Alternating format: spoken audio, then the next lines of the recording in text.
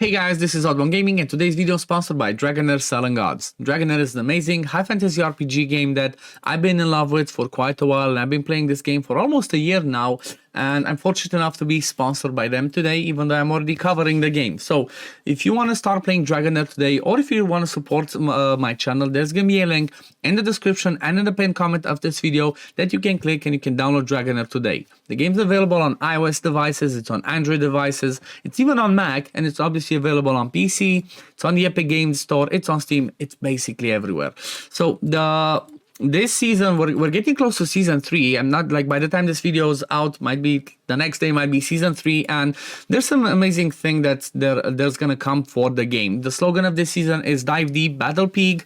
They have some really cool things prepared for their third season because they have their half anniversary. Basically, it's been 6 months since they released, and they said that they have some really cool events, some really amazing rewards waiting for us. So definitely want to keep an eye out on it. You want to start playing the game as soon as possible. They also have some really cool things because they're really big fans of Dungeons and Dragons. They have the game has some Dungeons and Dragons mechanics, like, you know, the dice roll, the tabletops, the elemental affinities. It has some amazing story, basically all the cool stuff. And because of that, they you know, it's really amazing that they actually have Dungeons and Dragons collaboration that come into the game. So the first installment of this collaboration was when Dritz the Urden, I think that as far as I know, he's like the biggest in the Dungeons and Dragons universe. He joined the Dragonheir world. He's one of the heroes that you could have obtained.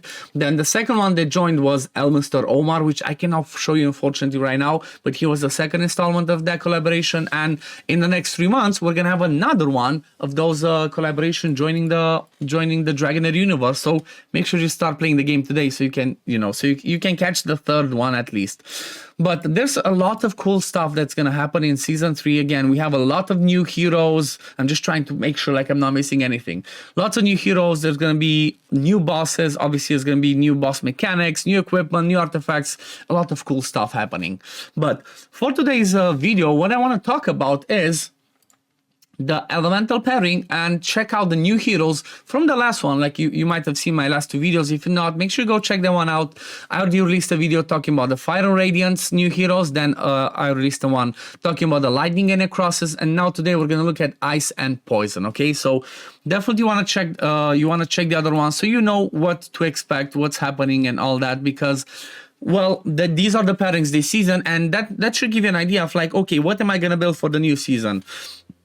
Am I going to try and grab the new heroes, or will I stick with what I already have? So let's dive into the Ice and Poison ones now. First one's going to be Aladia. So if I'm not mistaken, if I saw correctly, she's actually going to be the mid-season event legendary we get. Kind of like we had Uteor season 1, we had Ardreth in season 2. Aladia looks like she's gonna be the third one, which, you know what, let me just go and confirm, because why not? I think we can go over here, check events, upcoming events. Yep, she's gonna be the mid-season one that we can all obtain. So definitely, let's hope she's really good. Okay, let's hope she's really good so it can be like, yes, I want to get her. So let's see, what's she all about? She's a support. Let's see, passive. When an ally with a shield takes damage, there's a 20%, goes up to 30% chance of inflicting attack penalty on the attacker for 10 seconds. Oh my god. Grants target max HP and enlightenment shield to all allies as the battle starts. Okay, this is just straight up amazing from the beginning. 30% chance to land attack penalty when you get hit. So if you think about somebody that does AoE hits, which is most of the dungeons, you're basically gonna have attack penalty on all the time. So this is amazing. I already love her, and I just saw the passive. Let's see, battle skill. Deals cold damage to an enemy and removes all their shield. Targeting a non-elite enemy will steal their shield instead. Okay, so this one sounds like it can be good for the Grave of Curse, for the Frost domain, but you would not use it in the Frost domain. But maybe there's gonna be some new bosses where we need to remove their shield. So shield remover, you know, it's okay, not the best, not the worst. Let's see the ultimate. I'm already happy. I see full board, I get excited. So deals damage to all enemies with a 50% chance of inflicting frozen for 3 seconds. Full board damage, I'm all about. I love that. Grants targets max HP and enlightenment shield. Okay, so she also places shield herself. That's really good. And control immunity to all allies for 10 seconds in the meantime. This sounds amazing. So let's say what I would do is, actually no, you need the accuracy. I would just build her with minimum accuracy to be able to land at attack penalty, but the Frozen can give her some arena utility, shield, control immunity. I really like her kit. This sounds awesome. Like, I'm not that fussed about the battle skill, but the passive that can inflict attack penalty and then the ultimate with shields and control immunity, I feel like Aladia is going to be amazing. She's not like, she's not game breaking, but she's going to be really good. I like that. Okay, the next one I'm really excited about because these are the first ever bound heroes, kind of like that. I guess let's call them bound or pairing heroes in the game. So let's see what they're all about. So Theod, defense, Captain Oriah, 45% defense in arena. That's amazing. I just love the graphics. It just looks amazing. I love it. Okay, passive.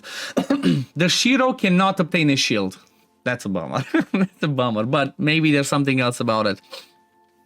For each enemy on the field that targets them, gains 1 stack of Newlyweds Vow up to 5 stacks. The hero gains the following additional effects when deployed with Finja. I guess, like I said, this is the bond part. Invincibility and debuff block for 10 seconds and 100% ultimate energy when their HP drops to 0 for the first time during a battle. Oh my god. Prevents a fatal hit. So let's see, what's the Newlyweds Vow?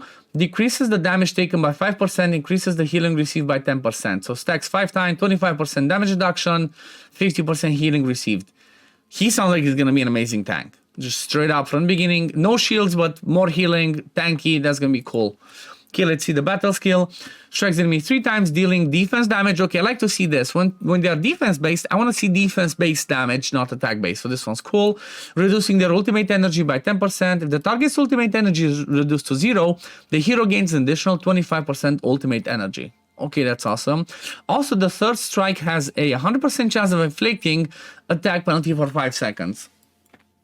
He sounds awesome. He just sounds awesome. I like that. Like that, let's see the ultimate.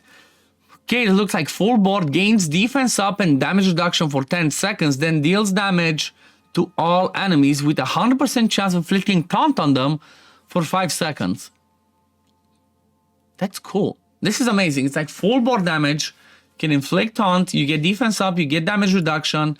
Then you also have this triple hit that lands, that depletes their ultimate energy, puts attack penalty. He's really tanky with the with a passive, so I feel like he's gonna be amazing as a defense-based hero and tank. He's gonna be amazing, especially like I said, because of this full board attack. They can also land taunt. You will have to give him a bit of accuracy though to land the taunt, but still, I feel like he's gonna be awesome. And now let's see his bride. Oh my god, this looks awesome. Finja. I like how they have their shadow joining it. This is so amazing. Oh my god, I love it. This looks amazing. This is definitely the most exciting one out of the 3 that I've done. Looks so cool. Okay, let's see. Increases all allies' enlightenment by 6 in all battles. That's pretty awesome. Passive, whenever an ally gains or loses a buff, the hero heals them by 7.5% target max HP, 1200 enlightenment. This effect can only be triggered once every 3 seconds. So whenever an ally gains or loses a buff, that's amazing. That's awesome. She's gonna do a ton of healing. When healing Theod, the healing effect is increased further by oh my god. So basically, paired with his passive, if it's fully maxed out, he's gonna get double the healing always from her. If they pair them together, you might never die. That's crazy.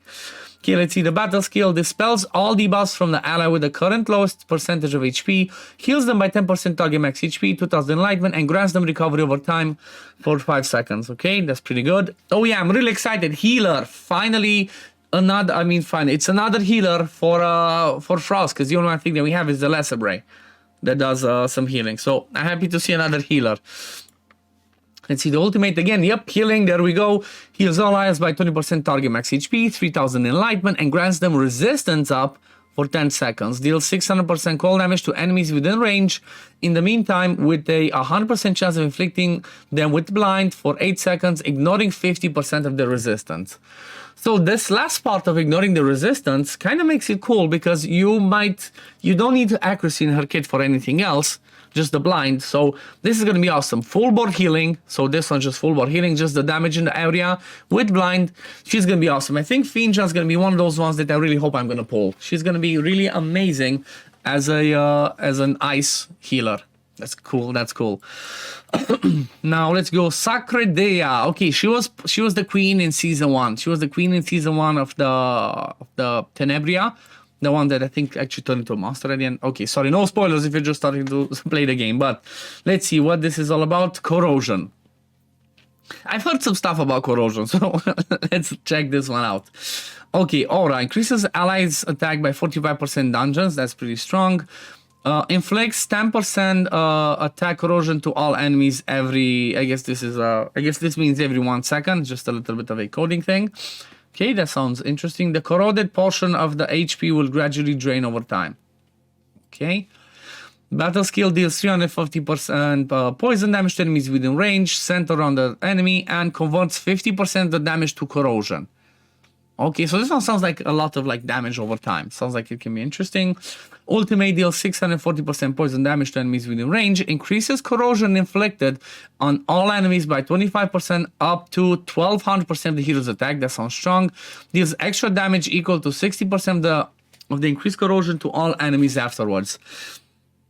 This one sounds complicated, okay? So reading it sounds complicated, sounds a little bit weird to understand, but from what I've seen and heard, it sounds like they can do some pretty strong damage. Like this whole corrosion thing is gonna be pretty busted for damage, especially if you have. I'm gonna get to him. So, like depending on how this corrosion works, it sounds like it can do some damage. I cannot judge it. This is one of those ones that I'm gonna have to test in order to be like it's strong or not really. Okay, let's move over to the next one. Okay, Whisk, again, he was part of the story. Really happy they add him. Looks amazing. Let's see. Passive, when under invisibility, deals damage dealt will be increased by 30% and corrosion will be increased by 15%. Okay, that's good. Gains invisibility on the battle skill for 5 seconds and strike the farthest enemy from the hero 3 times in the meantime, with each strike dealing 150% poison damage and converting 20% of the damage dealt to corrosion. Sounds like strong single target damage. Let's see, ultimate. Again, invisibility, that's awesome. Gains invisibility for 5 seconds. It's only 5 seconds though. And 50% attack up, 20% after leveled for 10 seconds, then strikes enemies within range 7 times. That's crazy, I like it. 7 times. I don't think there's anybody that hits more than this. I think the biggest one was Karf and Dritz that hit 6 times. 7 times is the highest number so far, with each strike dealing 105% poison damage and converts 50% of the damage into corrosion after that. Again, sounds pretty strong. Sounds like it can do some pretty interesting damage. Just depends on how all of this corrosion's gonna take. Like we're gonna have to see how the damage is, what's gonna take, and how it's all gonna look like. And now basically this is the main event. If you watch some other videos, you know that he's basically busted. So he might get a rework before he gets released. But I guess we're gonna have to see. So Rook, again, my slot, he was the king of the underground. He's the Rat King. Looks amazing. I love that he's riding another big mouse. Let's see, passive, increases ally attack by 13 all battles. That's pretty strong. Increases damage dealt to enemies with current HP of more than 50% by 30%. So for stuff like Vortex, where they don't lose max HP, or other bosses like maybe endgame bosses, or stuff like the Chaos Shadows bosses, or chief challenges, yes, this one's gonna do a ton more damage. 30% is a lot. Battle skill, what's that? That's weird. It's a weird range. Summons a giant rat to strike enemies within range, dealing 350 poison damage. Deals additional 50% poison damage once for every 10,000 corrosion on the target. Ignores the enemy's shield. Okay, this sounds interesting. Okay, so 10,000 corrosion. Again, this one's gonna be quirky. Don't really understand. Up until we test it and see it, I don't really understand how corrosion is gonna work. Just seems like the more the fight goes on, the more damage you're gonna do. That's what I'm seeing. And then the ultimate, cast the spell 3 times with each spell dealing 260 attack damage to enemies within range. Deals additional 35% poison damage once for every 10,000 corrosion on the target. Ignores the enemy shield. So there's a lot about talking about shields and stuff. It kind of feels like maybe shields is gonna be a thing this season for some bosses. Who knows? But again, he just seemed, because of this 10,000 thing, he just seems like he's busted. So I just saw some obscene numbers of him, and maybe you guys saw him as well. So I'm quite sure he is the exclusive of this pairing. I'm quite sure he's going to be the exclusive of the corrosion, which is not going to be as easy to obtain, obviously, unless you get lucky on the banner. Okay, let's move on. Let's start with the epics now. Here we have Gegnu. We saw him again. He was part of the story. He's corrosion as well. Inflicts 15% corrosion, 15% attack corrosion to the target when taking damage. Interesting. Also increases corrosion inflicted to enemies around the hero by 25%. Okay, sounds like a good corrosion enabler. Deals 330 poison to enemies within range and converts 40% of the damage dealt to corrosion. Okay. Ultimate strikes enemies within range 3 times, with each strike dealing 240 damage and converting 40% of the damage dealt to corrosion. So I feel like because of this, I'm not sure if it's just from him, but maybe somebody else's corrosion, because if it's from somebody else, he might be one of the ones that you want to have. It's a must-have in your team for a corrosion, because 25% is a lot to get a boost. That's pretty good. Okay, next one, Dragonheir, another corrosion. Seems like he's going to be melee as well. Okay, when an enemy inflicted with corrosion dies, the hero gains 20% attack up for 10 seconds and recharges 10% ultimate energy. Okay, so more about like wave-based content. There's not many places in the game where stuff dies. It's mostly Goblin, and that's about it. Maybe like the domains. So that's not the best passive in my opinion. Strikes an enemy twice, with each strike dealing 220 corrosion poison damage and converting 60% of the damage dealt to corrosion. So I'm guessing just the damage that you do, let's say you do 10,000 damage, okay? So 60% that would be 6,000. That means that target will have 60% corrosion, right? Yeah, 6,000 corrosion. So I guess that's how it would work. Ultimate deals 700% damage to enemies within range, deals additional 300% poison damage to enemies inflicted with corrosion. Okay, sounds like pretty decent damage. Okay, 1000% in line, it's pretty good. This one's single. If this was AoE as well, might have been better, but this one's pretty decent. Okay, next one. Okay, we have Dargo, another corrosion hero. Increases ally attack in City of Charge by 30%. Passive when attacking enemies whose current corrosion is less than 30% of their max HP with skills, the corrosion damage dealt will be increased by 30%. Okay, this is quirky. When attacking enemies whose current corrosion is less than 30% of their max HP with skills, the corrosion damage dealt will be increased by 30%. So I'm guessing it depends on how much max HP they have. I guess we can see that. And then the number of the corrosion. He's just going to do more corrosion damage, which means you're going to stack up the corrosion faster for the other ones, if I understand correctly. Sounds quirky. Okay, battle skill deals 400% poison damage to enemy with the currently highest corrosion and converts 50% of the damage dealt to corrosion. So I guess this one sounds like a more targeted one. Then ultimate summons 5 orbs to strike random enemies in turn. Enemies without corrosion will be attacked first. Okay, because you definitely wanna, you wanna inflict that corrosion there. Each strike deals 200% attack poison damage to them and converts 50% of the damage dealt to corrosion. So do all 5 of them attack? So summons 5 orbs to strike random enemies in turn. I don't get what this means. I don't get, like, does it strike 5 random enemies by 200%? For how long? I might just be thick for this one. Leave it in the comments below if you guys understand what this is all about. I'm just a bit confused. But again, it sounds like he's one that, obviously it depends on what you have. He can pump up that corrosion faster to scale the damage. Might be interesting. Okay, what else do we have? Okay, we have 2 rares, I think. Okay, Rastran, another corrosion one. Increase ally crit damage in all battles. Okay, for a rare, crit damage in all battles by 24% can be interesting. Let's see. Passive basic attacks have a 50% chance of dealing additional 100% poison damage. This additional damage will be converted to corrosion. So can be good corrosion applier. Deals 320 poison to enemies within range. So around him because he's melee. Converts 50% of the damage to corrosion. I don't like just this small range. Maybe for boss fights can be good, but apart from that, not the best, not the craziest damage. Deals 240 poison damage to enemies within range and converts 50% damage to corrosion. I don't know, maybe I just don't understand corrosion, but this one just sounds weak. Okay, Sabrina, another corrosion one. Lots of corrosion this season. Increases allies attack in arena by 24%. Okay, passive. Converts 25% of the current corrosion damage of the current corrosion to damage immediately when the hero skill deals damage to enemies. Okay. 25% of the current corrosion to damage immediately.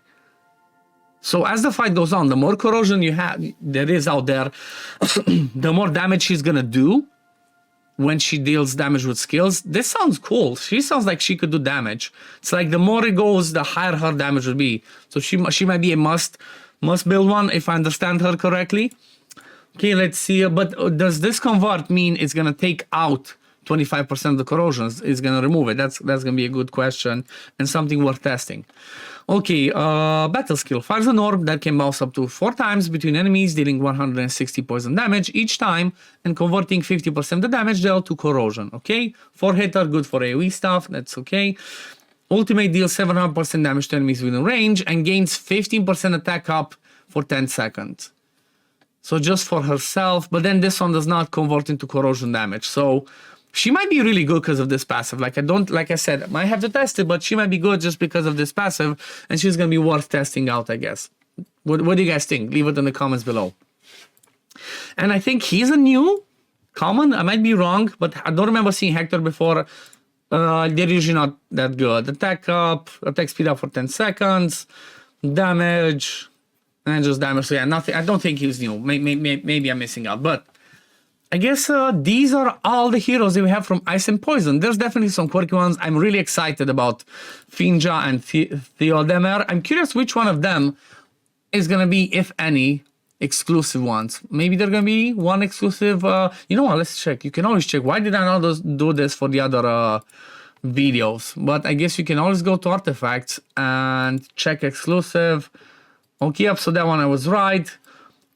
I was right about this one. Okay, Rook is the one for poison. What about this one?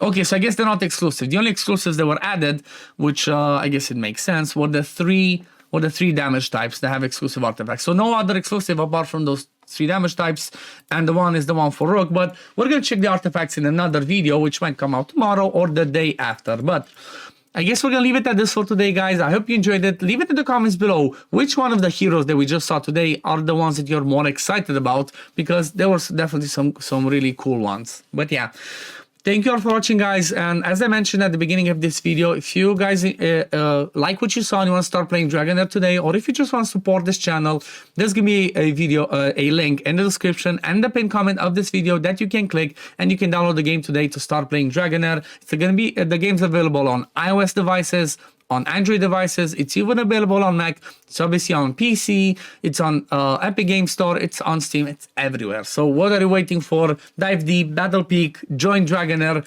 today, and let's have some fun. Let's have some fun. But yeah, thank you all for watching, and I'm gonna see you on the next one. Peace, love, take care, everyone. Bye, guys.